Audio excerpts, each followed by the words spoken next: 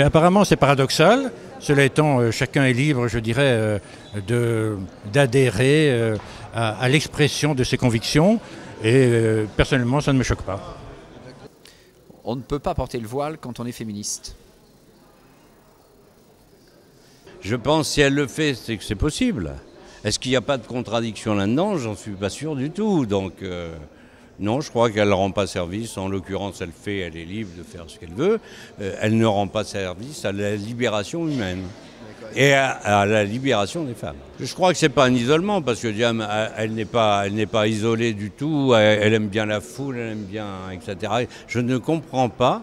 Il y a peut-être quelque chose qui est survenu dans sa vie, j'en sais rien. Mais telle que je la connais, je ne la vois pas porter. Ou alors c'est par snobisme.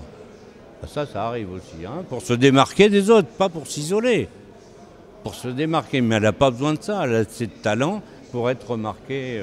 Dans ma conception de femme occidentale, non. Dans sa conception, je lui laisse la liberté de choix de penser, mais moi, dans ma conception, non. Bah, écoutez, si une femme le choisit en toute liberté, ça ne porte pas atteinte au féminisme. Si elle est contrainte de le faire pour continuer à exister, alors là, ça porte atteinte à la dignité de la femme. Moi, je ne suis pas favorable au port du voile, donc je considère que c'est assez contradictoire. Voilà. Oui, c'est son choix.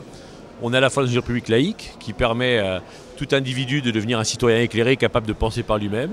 Et si un jour des gens veulent mettre le voile, c'est leur responsabilité. Ça fait partie de la tolérance et de la laïcité. D'accord, donc il n'y a pas d'incompatibilité? Aucune pour moi, c'est le problème de Diams. Mais on est dans une république qui le permet. Mais c'est son choix, et dans une république laïque, l'élu que je suis ne doit pas porter un jugement là-dessus.